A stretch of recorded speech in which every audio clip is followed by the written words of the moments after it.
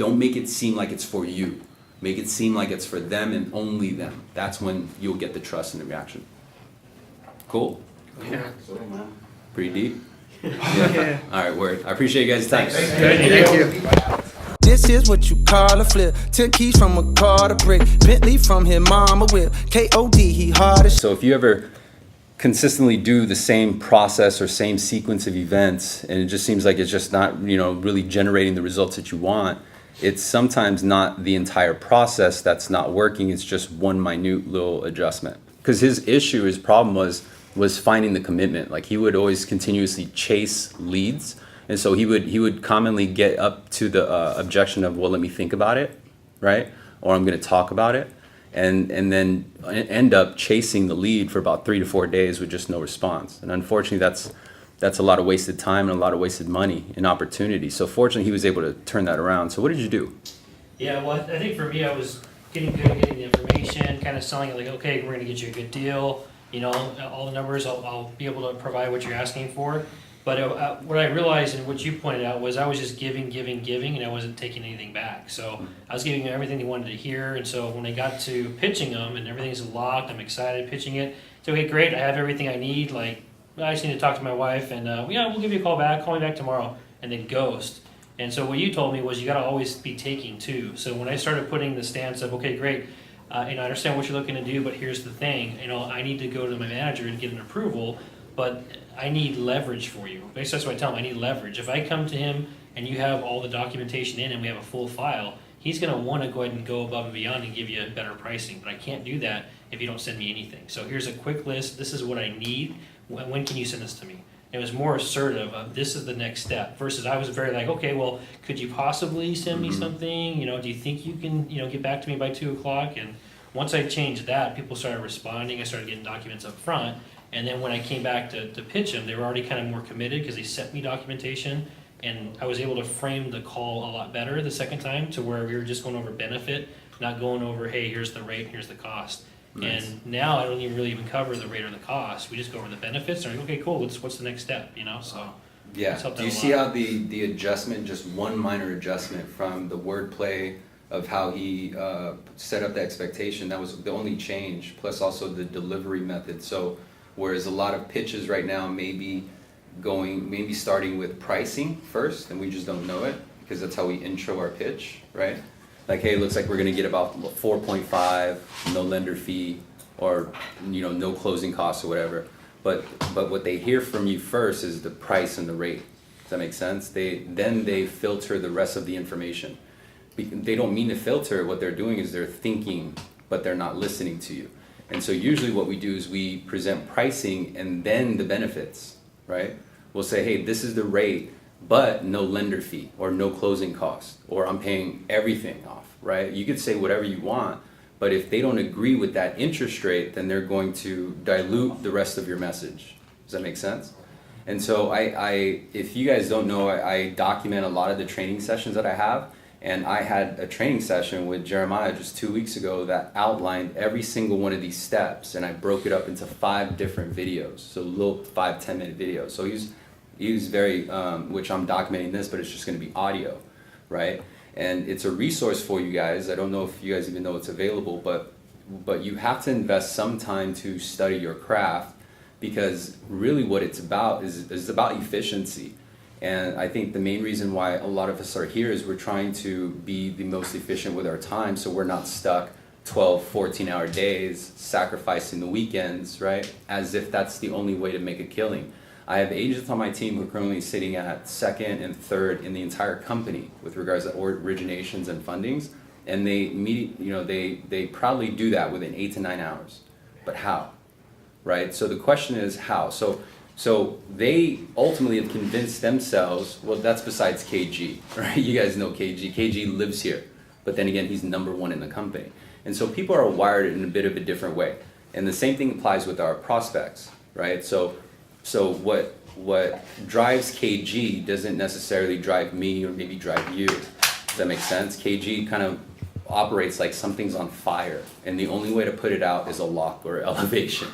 Right, like something's on fire, like he's panicking, and he's wired in a different way, but that works for him.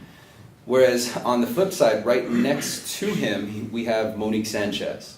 I think she's number 3 right now. And she easily does it within 8 to 9 hours per day, right? Very, very methodical, but she also has used the capabilities of BV to do a lot of the work for her. So what we have as a gift from New American Funding is the ability to delegate. Although you're not at a position right now where you delegate tasks to like a LOA, right? Like some of us have an LOA, some of us don't. But you're using, let's say BV for example, to keep you inside the inbox of your prospect without you even contacting them, right? It's just all understanding the lead status and how you lead them. So the reason why I'm diving into this is because why Jeremiah found success, and I think how he found success was the wording of it. He built up the suspense, he kind of created that carrot, he dangled the carrot and said, hey, if you give me a full file, then my manager will give you more than what you want. Does that make sense? So there was immediate what's in it for me, and it was addressed. And that's what makes them react. So if you want to know what creates urgency, it's not, hey, your loan's locked, let me get some documents from you. What time can I get them, right? Because they don't have any emotional tie to that lock. They have no understanding what the lock is. Does that make sense? We do, but they don't.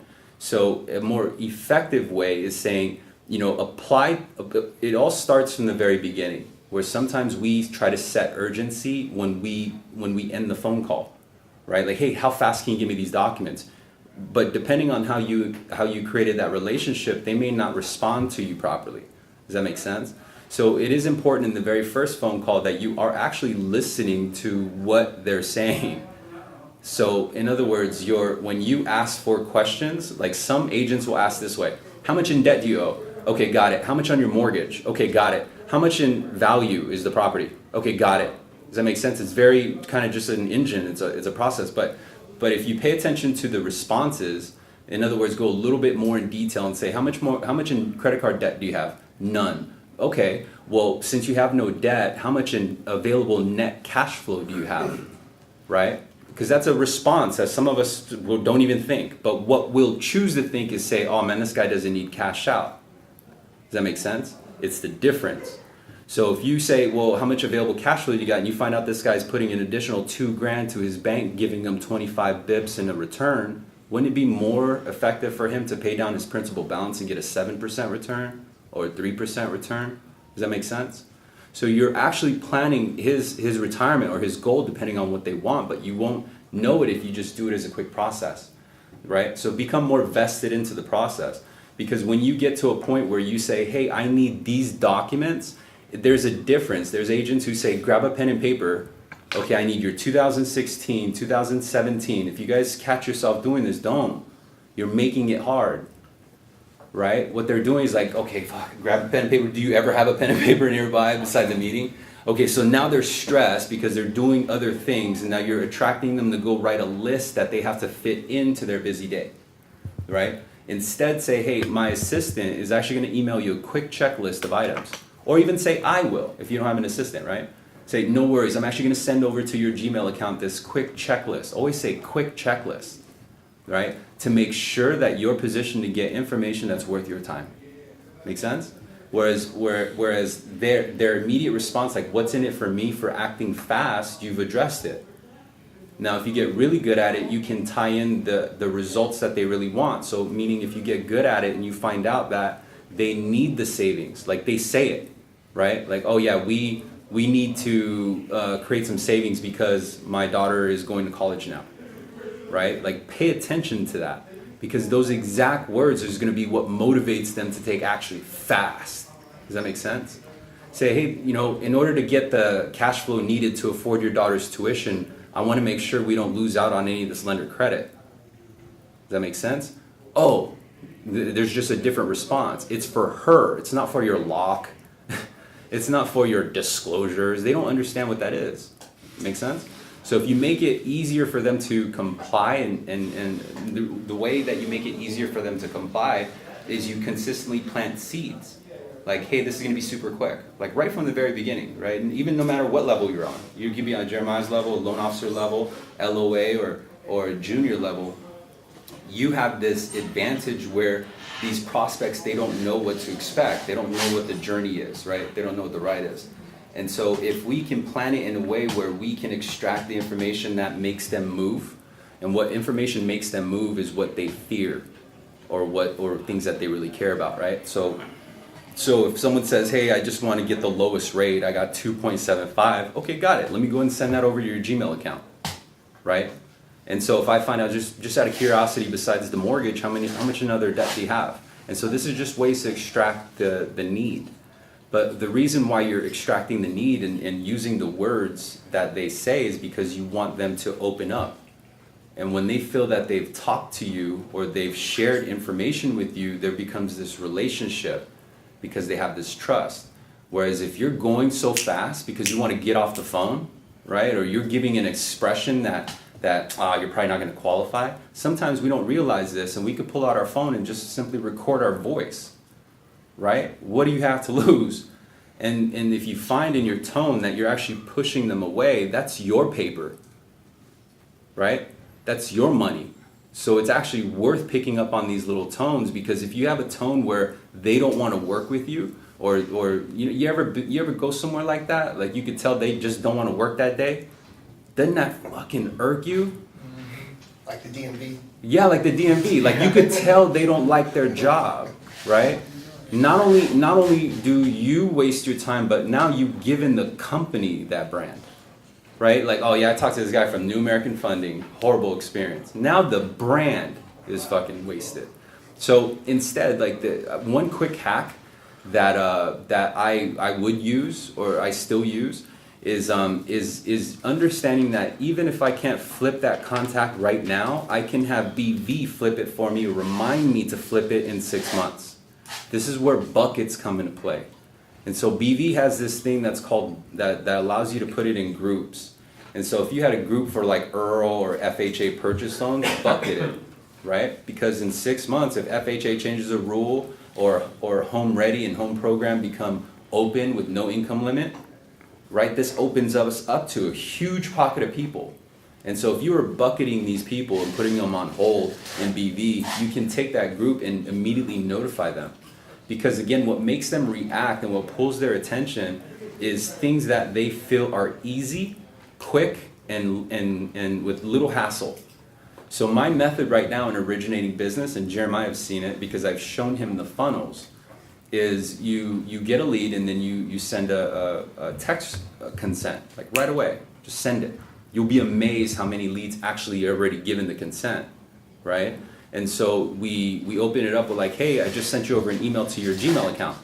So now they know that we know their email account, right? But it doesn't give any phone numbers. So usually we'll be like, who is this? Oh, this is Daniel. I'm just giving you courtesy notice that there's an update sitting for you in your email regarding your loan. Does that make sense? So there's curiosity, there's upside, there's kind of an incentive to continue moving forward. So this goes down this funnel. Well, your sales conversation up to the point where you lead up to a lock or to get the package back is you have to build up kind of this suspense, this mystery, right? And reason why Jeremiah's mystery worked is because he said, well, if I have a full file and I bring it to my manager, then there's, more than likely he'll actually go above and beyond. And so they were incentivized to find out what that was, right? Curiosity is actually what attracts them. Make sense? Where a lot of times where we are talking to our prospects, we're giving too much information. And sometimes we'll choose to give too much information because we just want to hurry up and get off the phone. Does that make sense? So it still is kind of like a chess game. It's all about positioning. And it's up to you if you want to position yourself properly. And if you do, then I invite you to check out those videos that are available, or email me and say, hey, let me get a link to the video. And what it's talking about was, what do you do? I think there's one, even if you hear the word divorce, right? There's one where he had a client who was a little older age, so they were not tech savvy, and they have e-consent. So these things happen, but what happened? What do you do, right? Delegating to your LOA was one of them, Yeah. which would uplift a lot of time. Just like our meeting now is to take away a lot of the time that you spend doing callbacks, right? So like the scripting on a voicemail is very key too, because the likelihood of them calling you back or for forgetting your number forever. If they block you, it'll ring, but it's just not going to go anywhere. Does that make sense? So they can block you because they remember your number. I do it all the time, right? And it's just the way it is. So if you quickly look at the transcription, so anyway, I don't want to go down that path. You know, you have the content available. I think the biggest upside is if you want to create urgency, you have to find out what motivates them, right? Their true purpose. And so whether you're at a purpose of saving them cash, or you're at a position where you just need the package so that they can start shopping, it's all in the wordplay, right? So it is a little bit different with the purchase guys because, you know, well, why do they want to give me the full package? The reason why they want to give you full package is because you need to differentiate pre-approval versus pre-qualification. Does that make sense? So with pre-qualification, it's like cash. With pre-approval, it just means you had a conversation. Make sense? So in order to protect your deposit, your time, your energy, and your money, is you want to get a pre-qualification. So that then becomes the incentive. Does that make sense? But notice how I'll be selling off of fear. So the last thing you want to do is spend 6 months shopping, enter into contract, just to find out you don't even qualify for the home. The issue though is with these pre-qualifications, they find out usually about 3 weeks into escrow when the deposit is no longer refundable. They've already issued out the moves to move, or the plan to move their entire family, and then they find out that their pre-qualification was never even valid to begin with. You see, the reason why homeowners choose us to secure their financing needs when it comes to buy real estate is because we give what's called a pre-approval letter. This is underwritten by an underwriter, and it's as good as cash. We have so much recognition with these realtors in California, in Idaho, in Michigan, that when escrow sees our name, they actually take that in consideration when looking at the offers, right? So if you're put up against a pre-qualification, but I got a pre-approval, who do you think is going to win? So I want to position you so you can retain that property before the price goes up. In order to do it though, I need these documents. Make sense? Now you become a consultant. You're not selling it, right? You're not saying, hey, I got this ICAM loan. Hey, I got this, I can do it at 26 years, right? And that was Jeremiah's thing, and I'm not, I'm not saying anything bad, but that's just natural. I think it's a lot of us is natural that way, is we're offering. Because the reason why we're offering is because we're hoping something catches their attention. And if they say, like, offering is like, hey, do you have any debt you want to pay off? That's offering, right? Do you have any debt, do you want to pay the loan off sooner? That's offering. Instead, drive it so that they tell you what they want. Because behind the need of the low rate, or behind the need of I need a pre-approval to go shop for a home, there's this deeper desire for something, right? And a lot of times in our field is we're dealing with cash flow. And that it becomes the main reason, because that cash flow becomes their unlock to offset the lost income, right? That available cash flow, that extra savings, and right now we're selling payment deferrals and escrow refunds. So if that's something that you guys need to look at too, especially in California with these newer homes that have $7,000 sitting in their escrow account. That makes sense? So in other words, I can give somebody $13,000 and call it a rate term? Yes. Why? Because it's refund and it's a deferral. So this $12,000 can be done on a Fannie Mae Home Ready, and I can take a person from FHA with a 630 FICO, go up to 95%, waive MI, get them on a conventional, and put $12,000 in their pocket. That makes sense? So now you're creating urgency. You're looking at it in a different way. You're not looking at it with a prejudiced eye, like, oh man, I got a Mr. Patel. He's never gonna buy from me. All right, well, tell Mr. Patel why he wants to buy from you. Make sense? Hey, Mr. Patel, I know you got a 1.25 30-year fix, but I had an idea, right? And usually that idea ties to whatever is in it for them. So it's about them, and the only way to find out what's in it for them is that you actually have to listen to them. So pay attention to the way that you talk to them. Like the way you asking questions. Are you asking questions just for the process, or are you asking questions to literally dismantle their guard, the way they talk?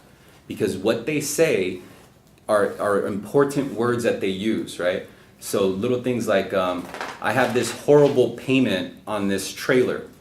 Make sense? People would just say, pay off trailer. No, use the word horrible. Make sense? So, hey, you know what? I know you're looking at quotes from Quicken Loan, but man, I've heard horrible stories. Make sense? These are words that they relate to. And if you coordinate it together, right? Even on the flip side, you want to act with urgency, I promise you these things work. And I can't say it enough. People people do not know what they like what they know. Get it? I can't stress that enough. And what they don't know is rates. What they don't know is payments, right? And so when you say things that are familiar to them, they'll react with the urgency that you want, I promise you. Okay? This is the same, yep. So, along those lines, creating urgency, you had mentioned something to Jeremiah, and I was talking to Jeremiah about, taking a bunch of applications and not getting any callbacks, like Yep. they just go dark, right? Yep. And he mentioned something about, and I wanted your terminology that you used, that I'm working in the cancellation department, we're gonna cancel out your loan, you need to disposition your file. What terminology did you use in that regard? Yeah, okay, so, I lead a team that's used to be known as retention, right? So they kind of went a little bit wider into giving other agents out. So if you happen to get that type of lead, because it's hard to get someone who already made the decision to leave you to call you back. Does that make sense? That's probably one of the hardest things to do. And so we tried, when this originally started, we tried to do the courtesy call, right? Like, hey, this is Daniel with the retention department. Just a quick courtesy call. I want to make sure that you're getting the best deal, but they never responded back. Not until we actually started saying, hey, this is Daniel, quick courtesy call. I'm actually assigned to help you withdraw this lock. In order to take it out of being activated or being out of active processing, I need to talk to you so I could properly do it. We're a direct servicer with Fannie Mae, Freddie Mac, FHA, VA, whatever it is, right? I'm a direct conduit, so I have to make proper note in order to properly withdraw your loan file. So I'm assigned to help you. Give me a call back or simply reply back to the email. Make sense? Give them a way to respond back, right? Because if they respond back by email, then that's just them. A lot of people don't like talking. So if you can get on the email and say, hey, I'm gonna send you over text consent, now you're in their text box. Strong. They're very likely to respond back. And that's now moving forward until they purposely unsubscribe for whatever reason. But the terminology is, again, their incentive, right? In order for them to take it out of process with this company, they believe in order to start the process somewhere, they need to inactivate the process they have here. Why? Is because they don't understand how it works. Make sense? So the terminology or the wordplay is, hey, I'm here to help you withdraw it. So there's less resistance, less fight, right? Just a quick phone call, got to make a quick note for the file. I'm a direct conduit to FHA. This is just standard protocol. It's non-salesy. And what they did was they either called back or they replied back to the email. We didn't have text at the time. And so a lot of the sales were then made by email, right? And so, well, what do you say after that? Well, what you say is, again, you're keeping direct, you're keeping attention to what it is they want, right? And say, like, for example, hey, I'm just making a quick note. It looks like you didn't agree with either the rate or the payment. That part was incomplete. What did you not agree on? Just so I can make a quick note for VA, right? Oh, I didn't like the fees. Okay, awesome. Were you able to get another offer or blah, blah, blah, right? I'm trying to yield it out. And then whatever they give you, now you know the exact term that they left you for. Get it? And say, okay, I see. You know what? I noticed something. It's always something like that, right? Again, it's because it's curiosity. Well, what did you notice? Make sense? Well, I noticed that this particular case number, it didn't output this option, right? Some sort of terminology, right? There was never this particular offer that was disclosed. It looked like you only got it on 30-year fix. There was a pending disclosure. It looks like it never went out. Let me go ahead and send this out to you. But here, let me do something. Because I already know where you're at, if I can do A, B, and C, would you then? Make sense? So now it's less friction. It's not in the way of saying, hey, I'll beat their offer. It's saying, hey, it was on its way. It looks like it never even got to you, though. Make sense? It kind of takes it out of the frame of, well, why didn't you give me the better price soon? Because that's usually the response, right? Well, why didn't you give me the better price before? So again, it's positioning. All you're looking for is to position yourself for what's to come. And Jeremiah did that beautifully by positioning himself and saying, hey, because he understood that he needed the full package in order to get a lock, right? Yeah. And then he understood that they're more incentivized by lender credit, so he changed the wordplay and said, all right, I'll have a meeting with my manager to see if I can get that done, which he already knew because it was priced, and said, but I'm going to need the full documents. So again, he didn't show his full cards. He didn't say, hey, I got you approved, I'm going to lock you up. Make sense? He played hard to get, kind of. And so in order to get this shiny new thing, I need these documents. And that's what they did. And so I think, what was it, yesterday or the day before? 4 points in one day. We have a point system on our team. So a point is either a lock or an elevated loan. And the other day got 2 locks and 2 elevations, which is strong. Because then I was noticing that the turn time was much quicker. And it's because of the change. And what's funny is when you get it going and you got that cycle going, it's like a rush, right? It's like, yes, it's working. Yeah. It's like fucking about time, right? And the key though is that when you get to that point, you feel that you're getting the best of it. You have to continue pushing past, like continue challenging yourself, right? So when he basically did more points than he ever did in an entire week, I could have been, hey, congratulations. But what I told him, I was like, okay, you got 2, let's see if you can get 4. He ended up getting 4 because it's all about his mindset. That makes sense? So he could have easily said, hey man, it's Friday, I'm gonna relax, or I got 2, I'm gonna leave early for the day, right? And when I first met Jeremiah, I thought he had kids. No, this dude just hustles, bro. Right? Like me, man, if I didn't have kids, again, to each his own, right? Like people are motivated by different things, and when you figure that out, you're going to understand that your prospects react the same exact way. So if you can talk about things that they're most related to, so I hope that answers this question. It does. Okay, cool. So if you want to know how to get them to respond, make it an idea. Say, hey, you know what? I got an idea. Let me meet with my manager before I leave today. I'm gonna ask him a few things, but let me get your input first. If what does this need to be in order to get? Because he's gonna ask me. He's gonna say, Daniel, and do it through stories. Paint the picture to your prospect, right? So they believe they envision you going to the manager's office at the top of the building with one little piece of paper that says their name and say, hey, I need a hookup on this. This is what they're thinking, right? But just paint the picture, because all it is a quick email. Hey bro, I need this pricing session. That's the meeting, right? But to the prospect, again, when you sell it, but sometimes we'll just explain it, right? Oh no, I'll just email my manager, see if he can get it. Oh, it looks like he can get it. Okay, cool, we're ready to lock. Okay, I'll call you maybe tomorrow for the documents. Right? It's kind of offering, but we think that works because we think that there's trust or there's friendship.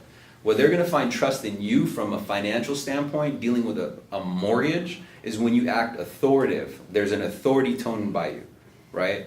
So the script that I have, it's available if you guys don't have it, but the wordplay of it puts you in an immediate position of authority. It actually says that. It says, I'm authorized to provide you with the information you need, right? I'm the one who's going to give you the information you need. So you are with authority. The difference is, though, are you going to ask questions like they're coming to visit your store, or are you going to consult them, right? And say, okay, hey, let me help you save some time, because your time is valuable. Let me make sure you're in the right place first, okay? Your current mortgage right now, blah, blah, blah, right? And go into the conversation. Go into it a little bit that way. But when you drive the conversation, you'll find that it's easier to make them respond faster. Cool. Does that make sense, guys? Yeah. Yeah? Does that help? Do you think that it would help improve the response time? Because I thought you were talking about was a transition to the second call. Like they're disappearing on the second call. And if you guys are having that issue where you're calling to follow up on a STIP package and they're disappearing on you, it's because you gave them too much information in the first call and you did not leave an incentive for them to get in response to you. So the examples I've outlined today, the reason why they would call back on something they already canceled on, like the retention example, is because they were incentivized to call back. And I made it very easy for them to call back. Get it? So if you make it easy for them to reply where they don't think it's a lock, until then, if you guys are saying lock and you don't have a full package, again, you're setting up the expectation wrong, right? What you were calling it was what? Reservation. Yeah. Right, different response, right? Yeah. So when you think of a reservation, you know it'll expire. You actually react a little bit different. Oh, hey, we got reservations. It's weird. But again, they like what they know, right? So they respond to it a little bit better. I could have just said, hey, you're locked and hedged as of 6/20. The fuck? What does a hedge mean, bro? Right, I'm a hedge fund manager. Like, if you're using fancy words to make believe that you're professional, you're some like executive, I used to do that, right? I used to do it all the time. And that was one thing that I found was a challenge, was because I was too focused on putting up this facade that actually pushed them away. What attracted them was they felt like I was their friend's friend, right? Like someone like who's hooking you up. Like, oh yeah, no, check this out. Like I would even play with the tone. Oh yeah, hey, I got an idea. Let's do this. Make sense? Now I can control them. Crazy. Hey, in order to avoid depleting any more assets, because it looks like your net, what comes in goes out. You got a family. You have kids. You've only been in this house for 2 years. You don't have a backup plan. Let me do this. Get your documents to me. I'm going to have a meeting with my manager. I'm going to fight for you, but I can only do it if you give me the documents. Way more effective than saying, all right, so we're going to lock it. I need the documents by, what do you think, Thursday? That's where 99% of the fucking conversation is right now. Make sense? So there's a lot of eating, and that's the only thing that separates my team from everyone else, is that they understand the concept, right? And you're seeing it every single day, the scoreboard. We hold each other accountable. There's a different energy on our team. You guys know KG, right? So, I mean, I don't know who you know on our team, but it's a different dynamic. I don't even do shit anymore.